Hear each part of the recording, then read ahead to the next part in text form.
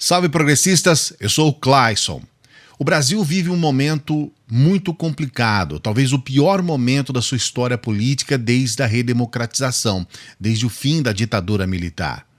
O Brasil elegeu em 2018 um grupo de políticos que entraram no poder exclusivamente para fazer 4 anos de campanha política. O principal, não tenha dúvida, Jair Messias Bolsonaro, o atual presidente da República. E claro, ele não é o único. Junto com ele tem todo o grupo de políticos bolsonaristas que o tempo todo fazem campanha política e você não vê ações práticas, você não vê propostas, você não vê algo que possa contribuir para a sociedade brasileira como um todo. O que você vê é a utilização das redes sociais. Eles entenderam que as redes sociais é uma forma de fazer a campanha política e eles se resumem apenas a fazer postagens nas redes sociais, a movimentar as redes sociais. Então você vê esses políticos no Twitter, no Instagram, no Facebook, no YouTube e agora em outras redes sociais para movimentar um grupo de fanáticos, de extremistas que simplesmente replicam aquilo que eles publicam. Esse grupo de fanáticos já está acostumado a agir como bando. Então, quando tem, por exemplo, a criação de um canal, como a gente viu a criação do canal do Lacombe, por exemplo, eles vão em peso, eles inflam as lives, se inscrevem no canal, e aí depois, como a gente viu também no próprio canal do Lacombe, isso se estabiliza e eles permanecem, então, ali naquele 1 milhão, 1 milhão e 200. A gente viu outros canais, a gente sempre vê esses canais crescerem, chegarem a um platô e ali permanecem, porque é óbvio, eles têm um limite. Os extremistas, esses fanáticos, eles são um grupo reduzido. O problema é que esse grupo reduzido é muito ruidoso. Hoje nós vamos falar sobre um estudo que a Universidade Federal de Minas Gerais fez em relação a uma plataforma específica chamada Telegram, que é uma plataforma que se assemelha ao WhatsApp, com algumas diferenças que nós vamos apresentar hoje aqui. Eu peço sempre para você dar o like. Esse like é importante para que esse vídeo possa ser visto por outras pessoas. Os brasileiros precisam acompanhar o conteúdo que a gente desenvolve aqui. E quando você dá o like, você ajuda que esse canal e que os vídeos que estão aqui possam chegar a outras pessoas. A gente não pede dinheiro aqui no canal, pelo menos por enquanto. Eu não sei se quando tiver uma equipe, um grupo maior, a gente possa mudar de opinião. Por enquanto, a gente não pede dinheiro, a gente só pede para você dar o like, para que você se inscreva no canal. Sua inscrição é fundamental. Se inscreva no canal, ative o sininho. A gente tem 40% das pessoas que acompanham os vídeos aqui que não são inscritos no canal. Então, se você não é a primeira vez que está aqui, se você já viu outros vídeos, considere a possibilidade de você se inscrever no canal. É importante para a gente. Dê essa força, auxilie o nosso trabalho. Esse estudo da Universidade Federal de Minas Gerais, da UFMG, apontou algumas questões que eu considero fundamentais para a gente poder entender o que está realmente acontecendo.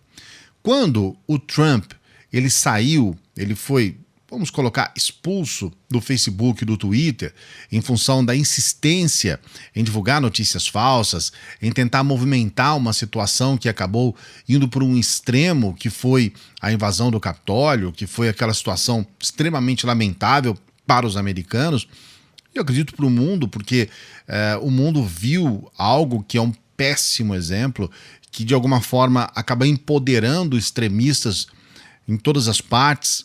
A gente viu aquilo, as redes sociais viram aquilo também, todo mundo percebeu que, de certa forma, tudo aquilo foi movimentado em função de participação nas redes sociais e eles perceberam que eles também tinham uma responsabilidade sobre isso. E lógico, o resultado final é o caos. Então não faz sentido você permitir que as pessoas utilizem as redes sociais para promover o caos e para chegar a um ponto, como a gente viu lá, um ponto extremo. É importante lembrar que naquela invasão do Capitólio, pessoas morreram. Depois que as redes sociais acordaram, na minha opinião, tardiamente para tudo isso, foi necessário mudar um pouco a estratégia. Outras redes foram criadas, eles acabaram migrando para essas redes e nós temos hoje um oásis para o extremismo no mundo chamado Telegram. O que aconteceu aqui no Brasil, por exemplo, registrado por esse estúdio da UFMG, é que 92,5% dos usuários que seguem políticos estão em grupos e canais bolsonaristas no Telegram. Só para você ter uma ideia, são cerca de 1,5 milhão de membros. Não é brincadeira, não. 1% estão em grupos e canais de esquerda, principalmente apoio ao Lula, ao presidenciável Ciro Gomes. Ali um número bem mais reduzido, são 15.956 nesse estudo. E 6,5% estão em grupos e canais indefinidos, cerca de 100 mil pessoas. É claro que é uma situação completamente sem parâmetro, né? Você tem 92,5%, é quase a totalidade de grupos políticos envolvidos ao bolsonarismo, é quase a totalidade daqueles que estão no Telegram. Então eles realmente entenderam que ali existe uma possibilidade enorme para que eles possam se reunir e, a partir do Telegram, estabelecer estratégias que podem ser espalhadas para as outras redes dentro de um trabalho que eles já desenvolveram na época das eleições, antes até de 2018, mas na campanha para 2018, que são essas ações que são muito bem articuladas. O bolsonarismo aprendeu a repercutir determinadas notícias falsas, fazer com que isso ganhe um volume e fazer com que isso chegue ao maior número de pessoas, especialmente porque eles vão repetindo aquilo à exaustão. Há um ditado que diz, né, que uma mentira repetida 1000 vezes torna-se verdade, e de certa forma, quando você começa a bombardear as pessoas com informações que se confirmam o tempo todo, você percebe que há uma possibilidade de mudar uma opinião pública. O Telegram, ele tem algumas peculiaridades que o tornam realmente muito perigoso e, de certa forma, que precisam trazer para si a atenção daqueles que estão preocupados em um processo de disseminação de fake news e de destruição de reputações pela internet. A empresa ela é situada em Dubai, nos Emirados Árabes. Ela não tem representação no Brasil, ela tem uma representação legal no Reino Unido, mas não tem um escritório aqui no Brasil. E ela tem algumas diferenças. Por exemplo, o WhatsApp, ele tem no máximo, os grupos do WhatsApp têm no máximo 256 membros. Os grupos no Telegram já chegam a 200 mil membros. Os canais, né, que funcionam como listas de transmissão, esses aí não têm limites de integrantes. É ilimitado. Então, por exemplo, no canal do Jair Bolsonaro, o número era de 150 mil membros em janeiro, e agora, recentemente, nessa reportagem que foi trazida agora, junto com o estudo da UFMG, foram 705 mil membros. É um número considerável.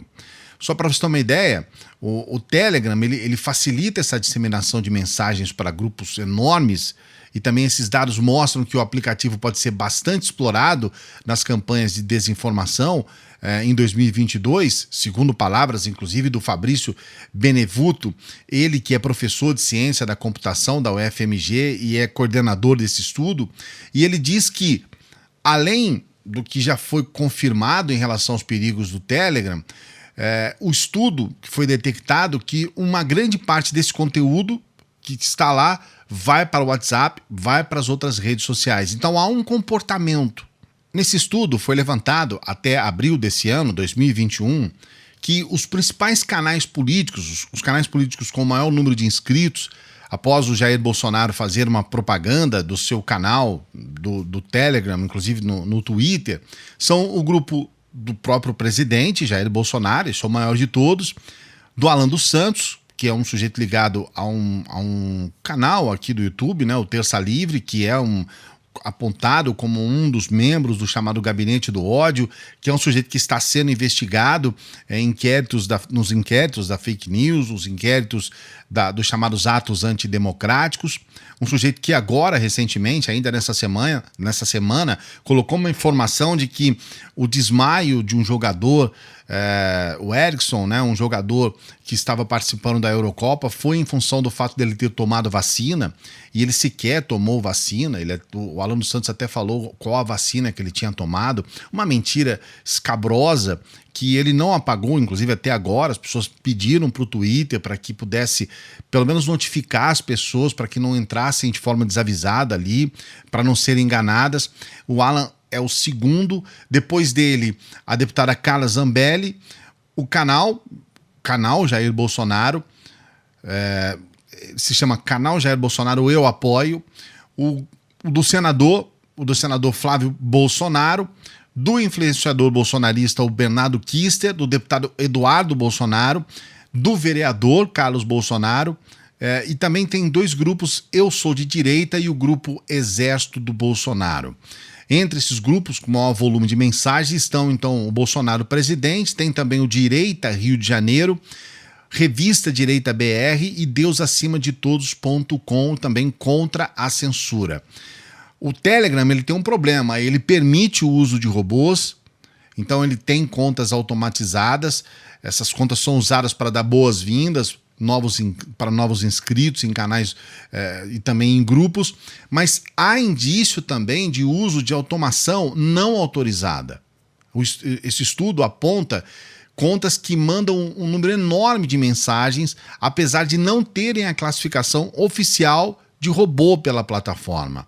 Então é uma plataforma que, como eu disse, é uma terra de ninguém e ela é explorada à exaustão, e isso se expande para centenas de milhares de pessoas ao mesmo tempo, em segundos. E a tendência é que nós cheguemos em 2022 em uma situação muito preocupante. O fundador do Telegram, o russo Pavel Durov, ele diz que o aplicativo acolhe o debate político vindo de todos os lados do espectro político. E aí você tem no mundo inteiro a adesão de políticos da extrema-direita ao Telegram para poder se comunicar por ali sem nenhuma restrição. Então, o presidente turco, o Erdogan, o Benjamin Netanyahu também, que deixou agora, né, o cargo de primeiro-ministro israelense, estava lá, mas tem líderes da direita no mundo todo e ali eles estão preparados para a disseminação de fake news. Eu vou deixar aqui na descrição desse vídeo uma entrevista com o Rodrigo Oliveira Silva. Ele é mestre em Ciências da Comunicação e também doutorando pela Universidade de Lisboa. Eu tenho conversado com ele pelo WhatsApp, ele tem informado a respeito de inclusive um software que ele desenvolveu, um aplicativo, e a gente tem visto que há pessoas, inclusive o Rodrigo, ele não mora no Brasil, mas ele está desenvolvendo trabalhos nesse sentido para tentar, de alguma forma, trazer soluções para os problemas que nós estamos vivendo no Brasil em relação às notícias falsas. Então, ele fala a respeito, inclusive nessa entrevista, ele tem feito uma série de conferências nessa área, e ele fala a respeito da visualização de redes e informação e grandes quantidades de dados com a situação que nós estamos vivendo ligado à extrema-direita. Então ele fala sobre esses métodos da extrema-direita nas mídias digitais, e é importante a gente começar a entender o que está acontecendo. Se a gente ainda não está entendendo, é importante que a gente se informe, porque nós não podemos chegar em 2022 desavisados. Nós tivemos em 2018 um enorme problema no Brasil. Todos nós fomos pegos de surpresa.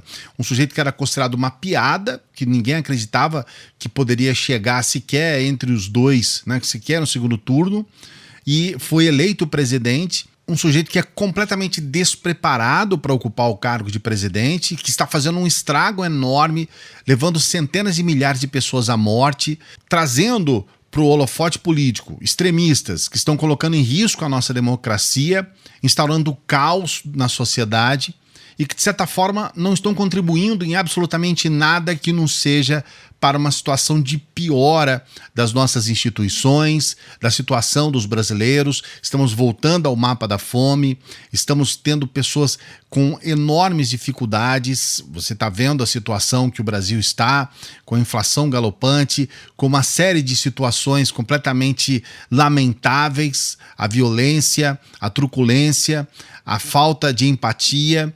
E é importante que a gente se informe. Talvez eu traga o Rodrigo aqui em uma live para a gente poder conversar e desenvolver um pouco mais o trabalho dele. Estou também procurando me informar mais, estar trocando ideia para a gente poder conversar e trazer mais informações para você.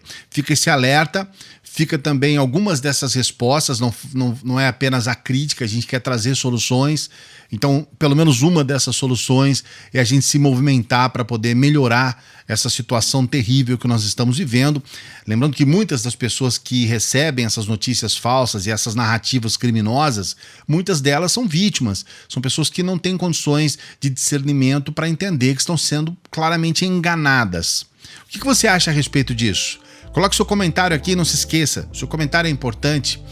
Dê o like no vídeo, se inscreva no canal, veja na descrição aqui essa reportagem, essa entrevista com o Rodrigo, se informe um pouco mais a respeito do que está acontecendo no nosso país. Grande abraço, até a próxima.